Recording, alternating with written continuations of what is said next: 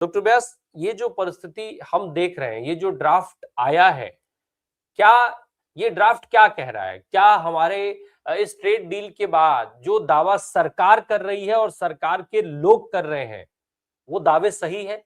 क्या ये ड्राफ्ट वो बताने के लिए काफी है, दिखा रहा है कि सरकार के दावे सही है, या फिर ये ड्राफ्ट ही पूरी कहानी बता दे रहा है कि सरकार किस कदर झूठ बोल रही है इस देश के लोगों के साथ?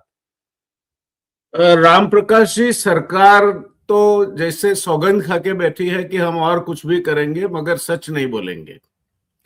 तो ये जो ट्रेड डील है, ये भारत का कुल मिला के सरेंडर है अमेरिका के सामने। और पीयूष गोयल जिस तरह से इसको बढ़ा चढ़ा के सामने रख रहे हैं, वो छलावे के अलावा कुछ नहीं है।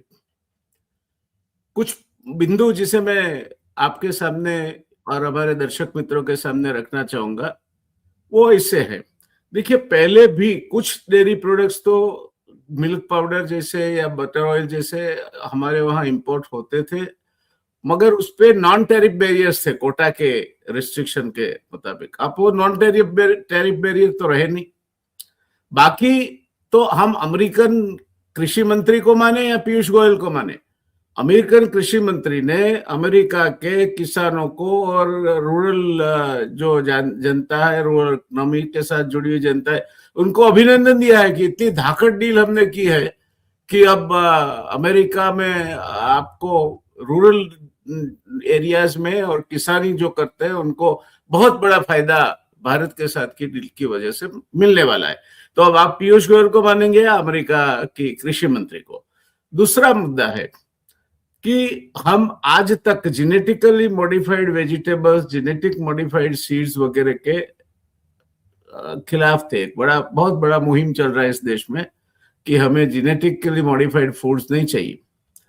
अब पीयूष गोयल बोलते हैं कि मक्का आयात होगा, सोयाबीन आयात होगा, ये दोनों जेनेटिकली मॉडिफाइड है। तो ये अपने यहाँ आएगा तो क्या ये it is opening up now our agriculture also to genetically modified foods and genetically modified agriculture products. This is a major policy shift if it does so.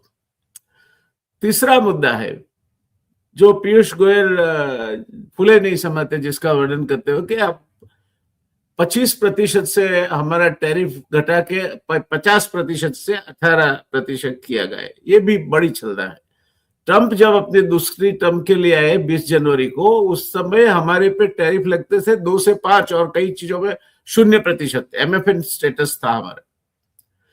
उसको 1 अप्रैल से बढ़ा के 25% किया in the name of reciprocal tariff, और फिर अगस्त से 25% आपने बढ़ाया in the name of our financing the Russia for fighting Ukraine. तो 25% और बढ़ाया। तो अब वो घटा के 18% हुए। या ये नहीं बोलते कि वो 0% था 1 अप्रैल तक, जब ट्रंप के दूसरे शासनकाल में उसको बढ़ा के 25 किया था। वो रेसिप्रोकल टैरिफ ही गिने तो 25 से 18 किया। यानी आपने अप्रैल के चलो तो भी ट्रंप के दूसरे शासनकाल में जो टैरिफ थे उसमें 18% की बढ़ोतरी की है। तो ये बात पूरी पीयूष गोयल नहीं कहते, और कहते हैं कि अमेरिका की जो $30 ट्रिलियन की मार्केट है वो हमारे लिए खुल जाएगी। दिस इज फर्स्ट स्ट्रेट लाई, क्योंकि जब ये 0 से 5% के रेट थे तभी भी हम करीब मैं दिसंबर नवंबर तक के डेटा अवेलेबल है इंडो अमेरिकन ट्रेड के, कॉमट्रेड वगैरह से देख रहा था। तो हम इसको पॉजिटिवली प्रोजेक्ट करें तो $100 बिलियन का ट्रेड हमारा होगा 2025 में, और उससे घटता घटता 2021 तक जाता है, तब $79 बिलियन का हो जाता है। उसका मतलब ये हुआ कि आज ये 0 से 5% टैरिफ में भी आपका शेयर जो है वो 0.34% था। तो ये 18% टैरिफ के बाद हमारा शेयर बढ़ेगा कैसे? आपकी अगर प्राइस सेंसिटिविटी ऑफ डिमांड की बात आप करते हैं, आप मार्केट साइज अमेरिका का तो है, पूरी दुनिया जानती है कि they account for 19% of the market of the world. तो उससे हमें क्या फायदा हुआ? जब टैरिफ हमारे सानुकूल थे तभी भी हमारा जो शेयर था अमेरिकन मार्केट में वो 0.34% था। अब 18% टैरिफ लग गया, हमारा शेयर 0.34% कम होगा, बढ़ेगा नहीं। तो कौन से हमारी इंडियन मैन्युफैक्चरर्स के लिए और हमारे लिए, भारत के लिए ये सोने के किवाड़ जो अटके हुए थे वो खजाना खुल जाएगा, ये भी छलावा है। बाद में रशिया से हम 30% सस्ता तेल लेते थे। Comparatively the transport charges were also low. अब आप वेनेजुएला और अमेरिका से लेंगे, वो पर से महंगा होगा रशियन ऑयल की कंपैरिजन में, पर प्रति बैरल की कॉस्ट गिनो, और फिर इतने लंबे अंतर से आप ट्रांसपोर्ट करके, परिवहन करके इसको देश में लाएंगे तो कितना महंगा पड़ेगा हमें। तो ये सौदा जो हमने किया है कि हम एक बूंद भी रशियन ऑयल नहीं लेंगे, हे ट्रम्प प्रभु, आप हमारे जो 25% दंडनीय टैरिफ आपने जो डाले हैं वो निकाल दो, और उन्होंने निकाल दिए। उसका मतलब ये हुआ कि we have made a firm commitment that we will not take a drop of oil from Russia, meaning thereby that we will take more than 1/3 of our oil supply from a very, very costly source of US and Venezuela. Venezuelan oil, apart from anything else, is also a very heavy oil. वो एक special type का तेल है, वो process करने में भी ज्यादा खर्चा आता है। और अमेरिका का जो तेल है वो शैल ऑयल है। तो ये जो ऑयल है that is not comparable with what we were getting from Russia और what we are getting from the Arab countries और गल्फ कंट्रीज।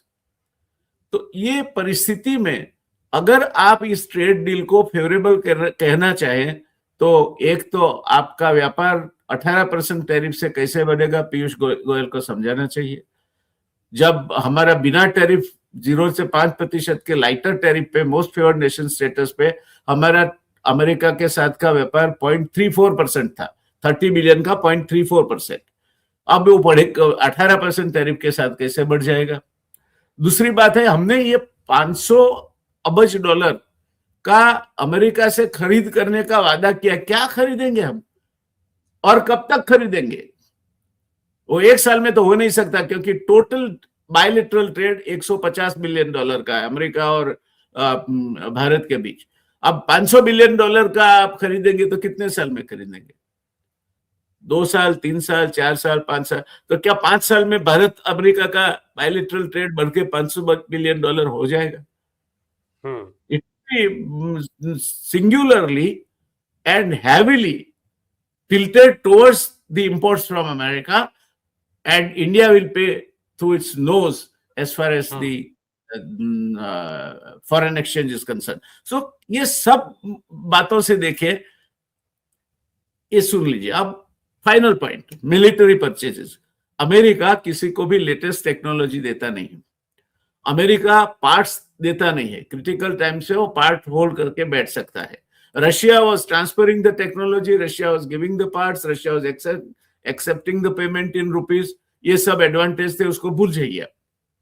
तो अमेरिका पे डिफेंस सप्लाईज के लिए आपका आधार कितना आधारभूत रहेगा?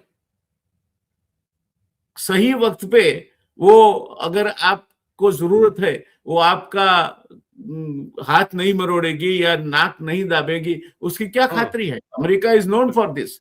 और वो जो भी टेक्नोलॉजी वो आपको देगी, that will not be the current generation technology. तो ये भंगार खरीद के आप क्या करने वाले हो?